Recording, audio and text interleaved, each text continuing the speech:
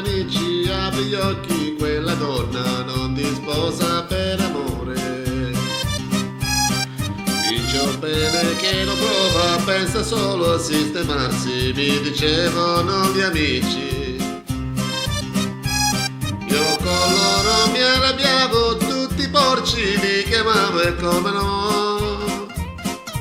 Voi parlate per invidia, non vedete che sincere, anche se lei mi sposasse per i soldi cosa importa a voi. Ma cosa avete dentro il cuore?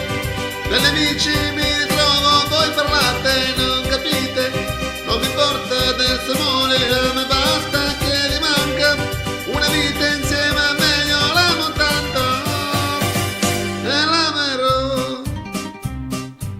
Le piacevano i gioielli, le pellicce, le bisone, le piacevano i regali.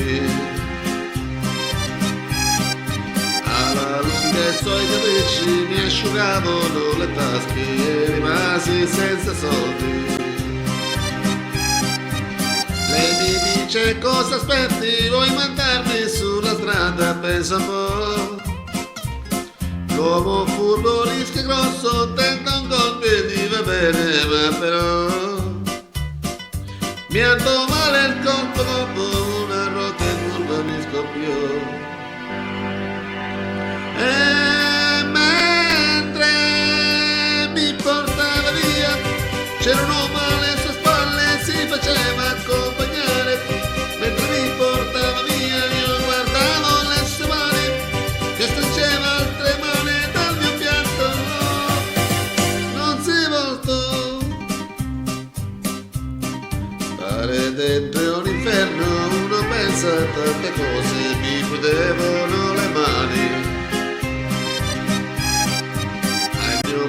Traboccava di un amore senza fine, la volevo perdonare. Finalmente sono fuori, lei mi dice delinquente proprio a me. Lì per lì non ci ho più visto, l'ho fermata per la gola e sempre più. La stringevo forte, gli occhi suoi sembravano più grandi.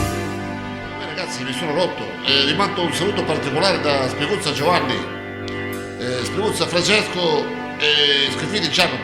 Grazie a loro due che mi hanno fatto fare questa canzone di Adriano Celentano. Grazie a tutti ragazzi, grazie, con amore, grazie.